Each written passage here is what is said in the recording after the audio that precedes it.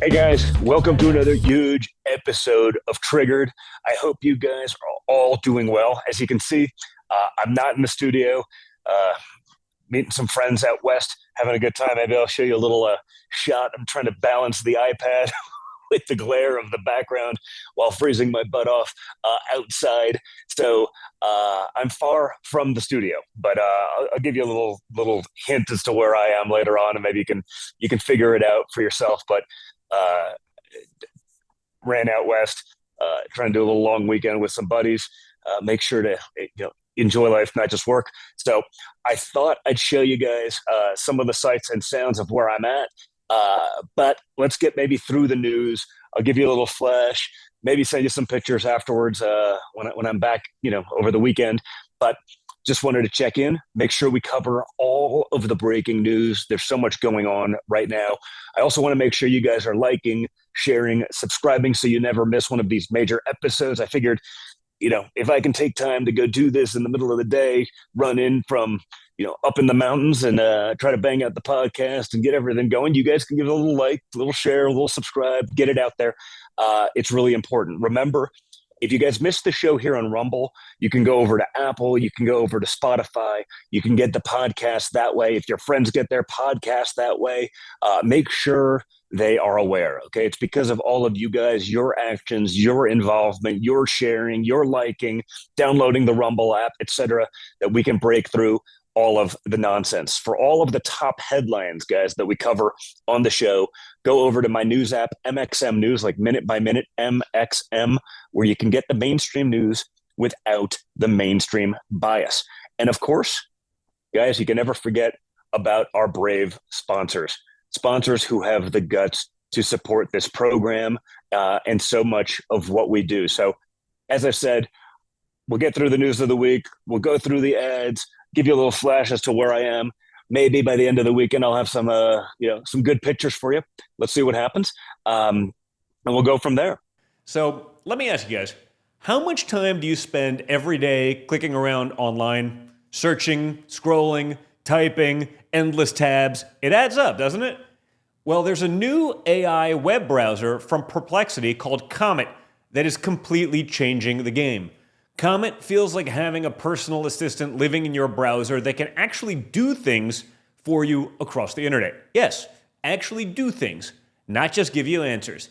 You can ask Comet to handle tasks, and it literally clicks, types, searches, scrolls, just like you would to get things done in the background while you go about your day. Comet can shop for you, make reservations, book travel, summarize articles or videos, send emails, schedule meetings. It saves you a massive amount of time. I've been using it to track down news stories for this show. You can compare products when you're shopping and book travel without dealing with 10 different tabs. Download Perplexity's new AI web browser Comet by heading to pplx.ai/Don Jr. Plus, right now, when you download Comet, you get a month of Rumble Premium for free. Again, guys, that's pplx.ai/DONJR. It's pretty easy. And also, guys, don't forget about the Birch Gold Group, where you can diversify your savings and protect your future. The Trump administration is moving fast to right all of the left's wrongs. But with all the damage we've seen the Democrats do, it's always smart to be prepared. And that's why thousands of Americans are buying gold now from the Birch Gold Group. Here are the facts. In the past 12 months, the value of gold has increased by 30%. And Birch Gold makes it extremely easy to convert an existing IRA or 401k into a tax-sheltered IRA in physical gold. Or you can even buy some gold to store in your home safe. Just text my name, Don Jr., DONJR, to the number 989898, and Birch Gold will send you a free info kit on gold. There's no obligation, only useful information. It's about learning more and educating yourself. With an A+ rating with the Better Business Bureau and tens of thousands of happy customers, take control of protecting your savings today. Again, text my name, Don Jr., DONJR, to the number 989898.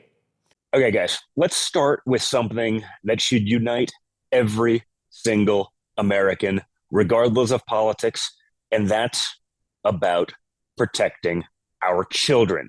Okay, protecting children. It seems so obvious, but it's not, apparently, to the left and all of the insanity, because yesterday in the Oval Office, we got new information about the success of the FBI's operation to restore justice.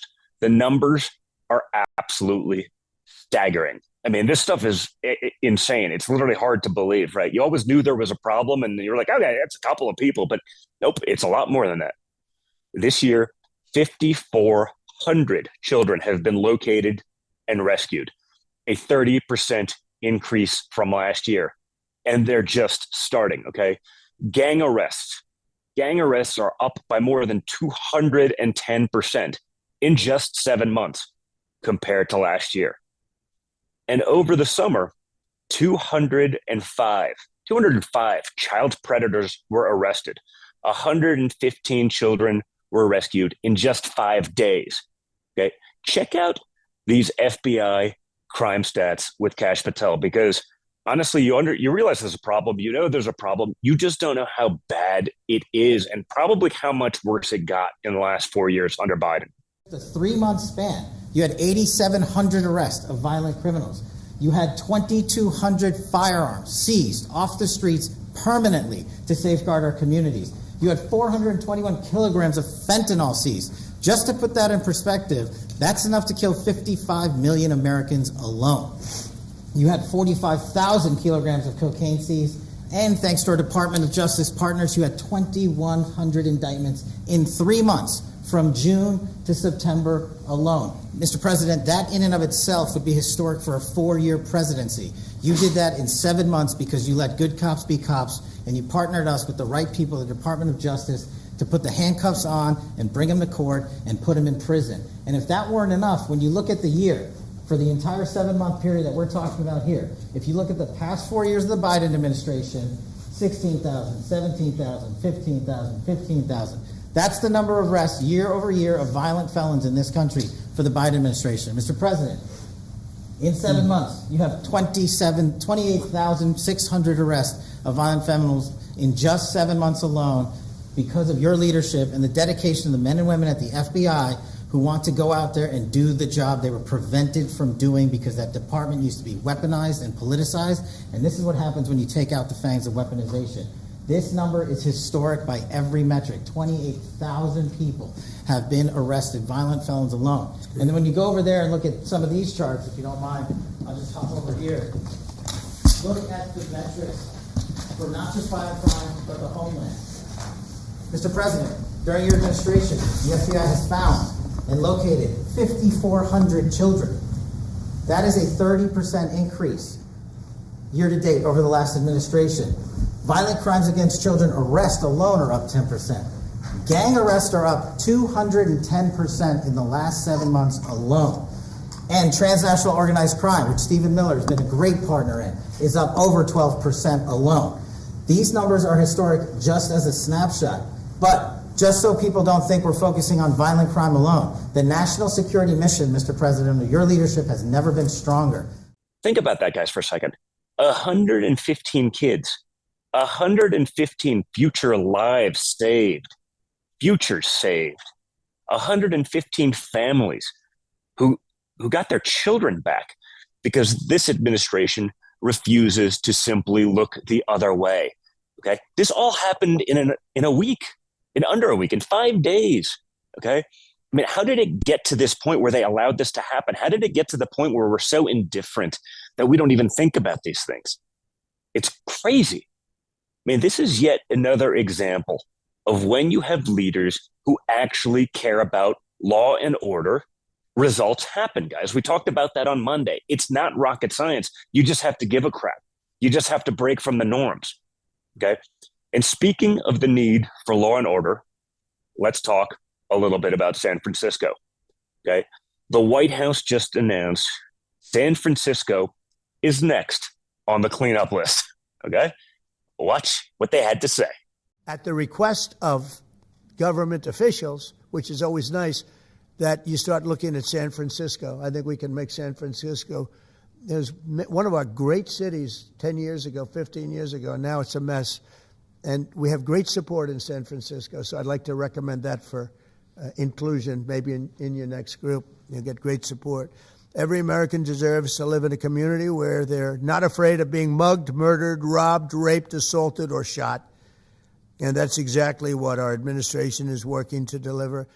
So here's the thing, guys. Decades ago, San Francisco was one of the crown jewels of America. Now, it's a cautionary tale of what happens when radical leftist politics run unchecked, right?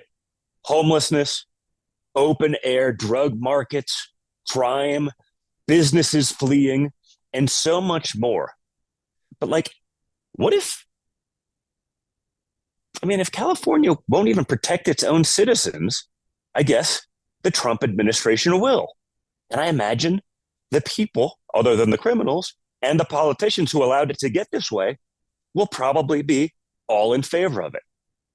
And while most Democrats are against cleaning up cities because it makes Trump look good, we're finding some sanity inside the mind of John Fetterman, Democrat Pennsylvania senator. It's amazing. He's perhaps one of the only sane ones out there. Because last night, during a town hall event, he totally flipped the script and called on his own party to stop with the violent rhetoric. Check it out. I'm the only Democrat in my family. I grew up in a conservative part of Pennsylvania, and I grew up and I know and I love people that voted for President Trump. But they are not fascists. They're not Nazis. They're not trying to destroy the Constitution and those things. And that's part of another thing. I refuse to call people Nazis or fascists, or I would never compare anybody to Hitler and those things. And now that kinds of extreme rhetoric is going to continue. We're going to be more likely in resulting in extreme kind of outcomes and political violence and doing all these kinds of things like Charlie Kirk. For me, all I could say is let people grieve. Give people the space. I'm not going to use that terrible thing and that Pasek assassination to make my argument and try to put out my views. It's like, my God, he's a father that had his neck blown out by a bullet. And now people have forgotten. President Trump in my state, was shot in the head. And if that could you imagine where our nation would be if he was hit in the same way with Kirk? We really got to turn the temperature down. And we can agree to disagree on these kinds of things. But right now, shutting down the government, I just can't take it that. Fetterman actually went further. He called out his own party for the government shutdown, which we all know is true, right? The government is shut down because Democrats are insisting on funding healthcare for illegals with American tax dollars. He said Democrats are more interested in political games than keeping the government open. So how do you think Democrats are responding? Well, guys, not shockingly, but according to a new report in Axios, Democrats now want to find a primary challenger to run against him in 2028. That's what the political machine does, guys. If you use common sense, if you speak the truth, if you break from your party a little bit, they want you out of office as soon as possible, right? No different than the Republicans with us or my father. But this guy's talking about actually doing sane things and still against them. Can you imagine if more Democrats were like this? If they actually tried to work with Republicans instead of demonizing the majority of the country? Do you think what could possibly happen with that? But of course, that's not who the Democrats are. In fact, some are even perfectly happy taking money from America's enemies. Because there's a big governor's race out in New Jersey, and the Democrat candidate is getting some campaign cash from, you guessed it, folks, the Chinese Communist Party, the CCP. Watch this. It's absolutely wild. Cheryl is facing her own heat for reportedly taking donations from a tycoon linked to the Chinese Communist Party.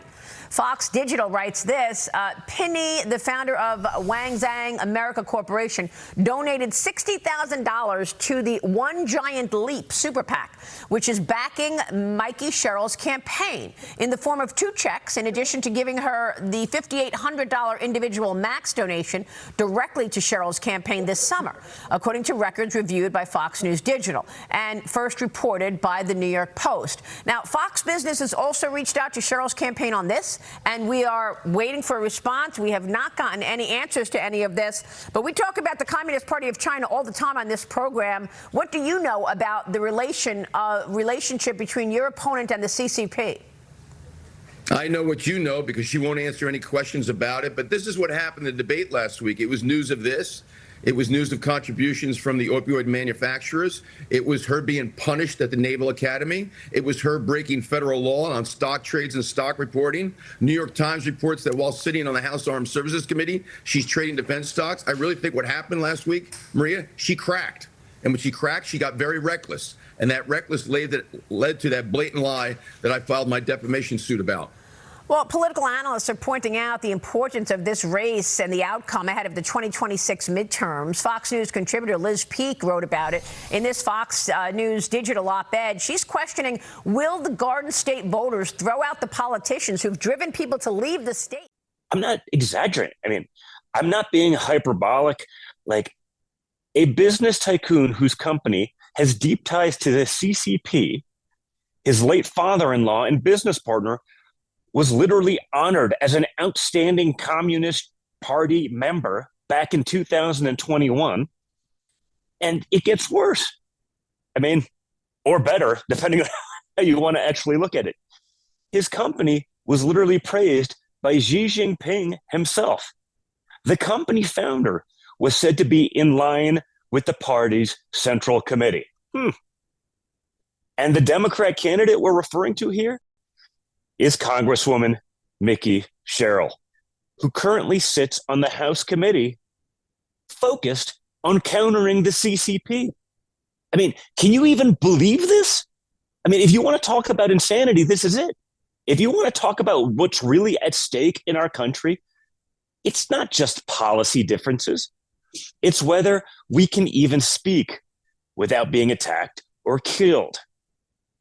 The left has spent years trying to silence conservative voices.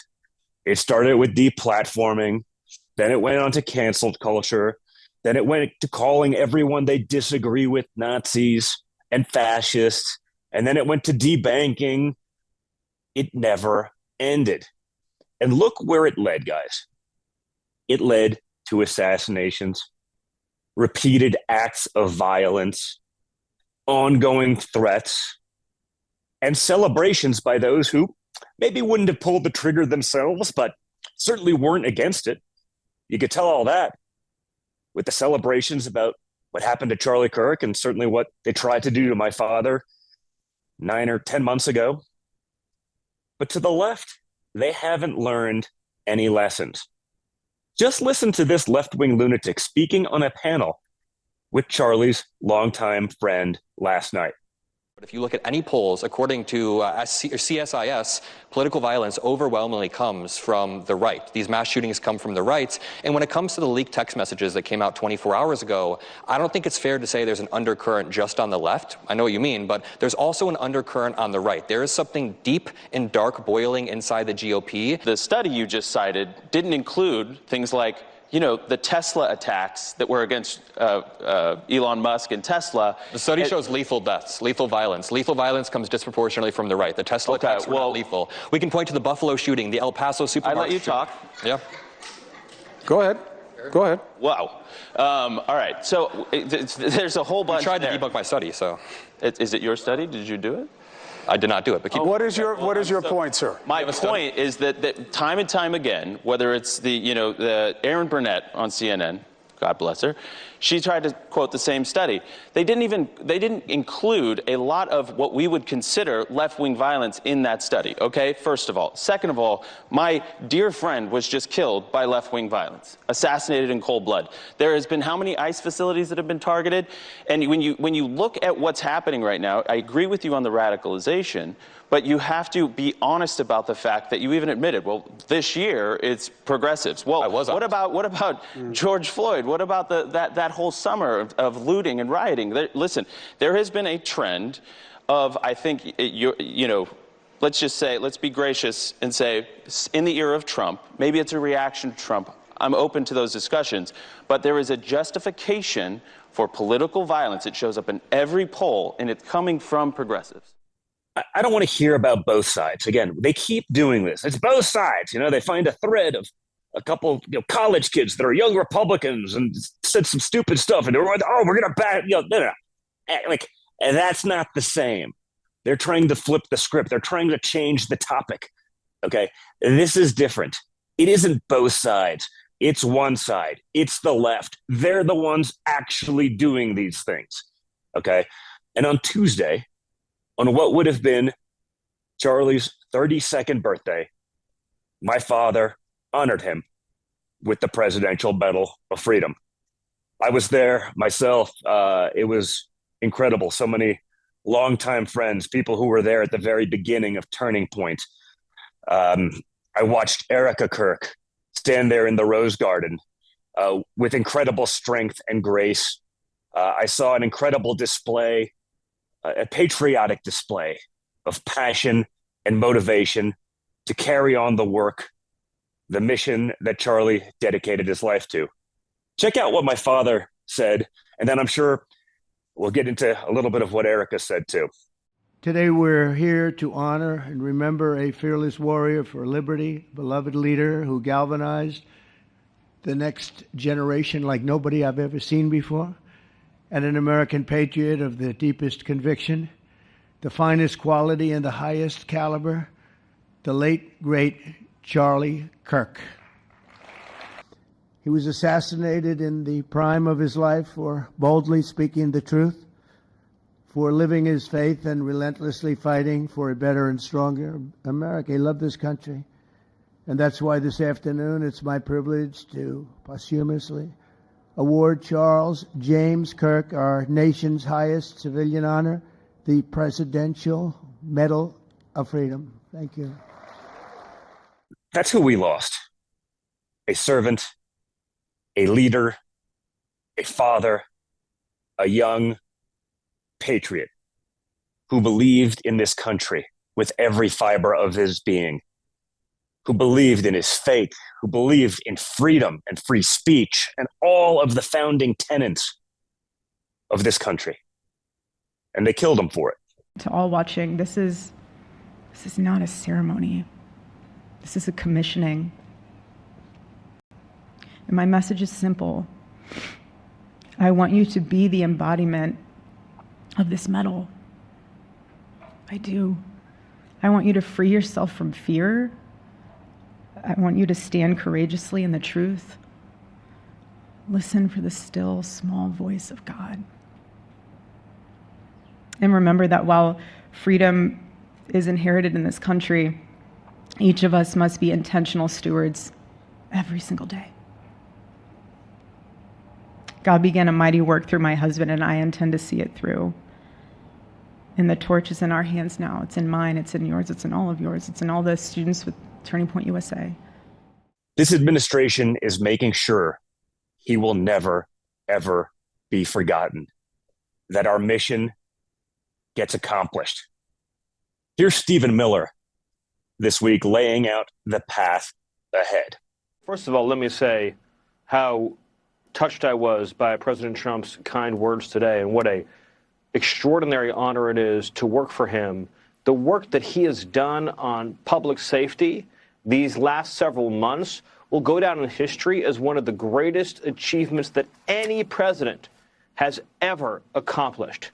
Just look here at our nation's capital. Sean, you and I have talked about this before.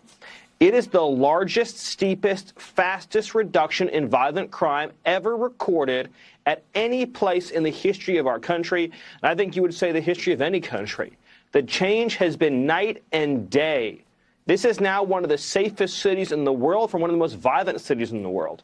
In Memphis, where President Trump has launched his task force in full force less than 2 weeks ago, we are already hearing reports of crime reductions that are so staggering, people can't even believe it.